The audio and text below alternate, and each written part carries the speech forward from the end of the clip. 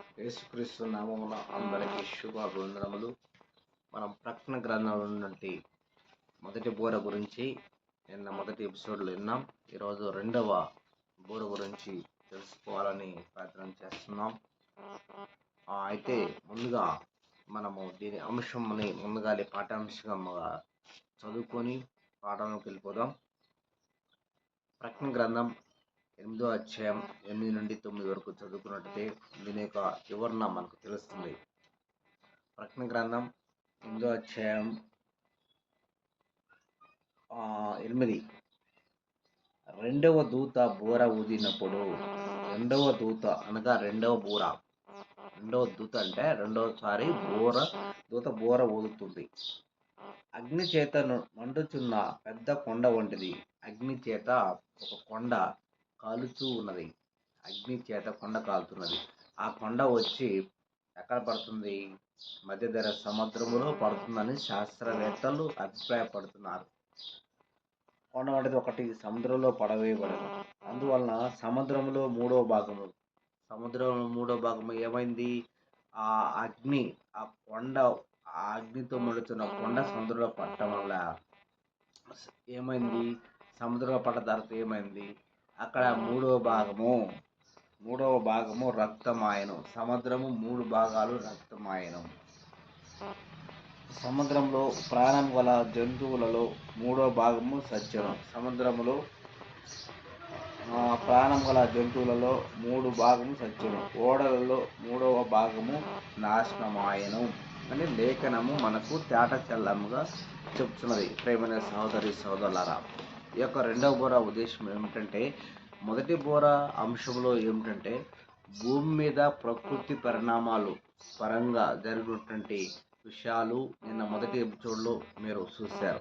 ఈరోజు రెండవ ఎపిసోడ్లో ఇప్పుడు సముద్రంలో దూత బోర ఊదినప్పుడు మరియు 3 బోర, 4వ బోర, 5వ బోర, 6వ బోర, 7వ బోర గురించి ఎపిసోడ్లు చేయడానికి దేవుని పేరు అందరూ ప్రార్థన చేయండి. ఎపిసోడ్లు చేస్తాను, తెలుసుకోవడానికి ప్రయత్నం చేయండి. ఈ రెండవ బోరలో విషయం ఏంటంటే, సముద్రములో పడ్డప్పుడు చేపలన్నీ చచ్చిపోతాయి. 3వ భాగం చచ్చిపోతాయి. నీళ్ళు రక్తంగా మారుతుంది. ప్రపంచ మానవాళికి సముద్రంలో వ్యాపారం ఉన్నటువంటి ప్రజలకి ఎన్నో కుటుంబాలు జీవనోపాధి కలిగి ఉన్నాయి. ఓడల వ్యాపారాలు ఉన్నాయి. ప్రియమైన సహోదరి సహోదరులారా, మరి ఏంటి అంటే దీన్ని దేనికి సూచనలంటే దేవుడు యొక్క కార్యాలు ఈ విధంగా ఉంటాయని భవిష్యత్తులో తెలియపరిచిన దేవుడు. మొదటి బోర్లో ప్రకృతి పరంగా జరిగినటువంటి కార్యాలు పంచకాండంలో లైవైపోతాయి. రెండవ బోర ఉద్దేశం ఏమిటంటే సముద్రంలో ఉన్నటువంటి చేపలన్నీ చచ్చిపోతాయి. అక్కడ వ్యాపారం చేసుకున్న వాళ్ళకి జీవనోపాధిని ఎన్నో కుటుంబాలు ఇదైపోతాయి. దానివల్ల అంటే ఇదంతా దేనికంటే దేవుడు తెలియపరిచాడు మనకు. ఒక పెద్ద నక్షత్రము అంటే మధ్యధరా సముద్రంలో పడవచ్చని అంచనా వేస్తున్నారు. అలాగే నిర్గమకాండము మనము చూసుకున్నట్టయితే ఈ యొక్క రక్తం గురించి 7:20 చదువుకున్నట్టయితే, నిర్గమకాండము 7వ అధ్యాయము 20వ వచనం.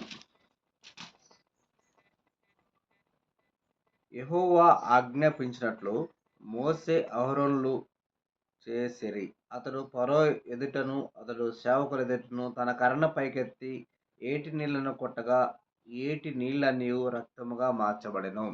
ఏటి నీళ్ళన్నీ అంటే సముద్రంలో నీళ్ళన్నీ రక్తముగా ఉన్నాయి. కొట్టగా ఏటి నీళ్ళన్నీ రక్తముగా మార్చబడిన. ఏటిలోనే చేపలు సచ్చెను. ఏరు కంప కొట్టెను. ఐగుప్తులు ఏటి నీళ్లు త్రాగలేకపోయారు. అయితే ఐగుప్తులు ఏం చేశారంటే వాళ్ళు ఏటి నీళ్లు తాగలేకపోయారు. ఐగుప్తు దేశము అనంతటా రక్తము ఉండెను. ఆ రక్తము అంటే వాళ్ళు ఏం చేశారంటే మళ్ళీ సపరేట్గా బావులు మళ్ళీ బావిలో పొక్కులను పెట్టి ఇప్పుడున్న టెక్నాలజీ ప్రకారం అంటే ఆ రోజులలో అలా తీశారు, బాయిలు తీసుకున్నారు, మళ్ళీ వినకపోయిరి. కఠినమాయ అతను మోసే అహరోన్లు మాట వినకపోయిను. మోసే అహరోన్ గారు ఏం చేశారంటే, ఇక మోసే గారు చెప్తుంటే వినలేదు, మాట వినకపోయాను, అహరోన్లు మాట వినకపోయాను.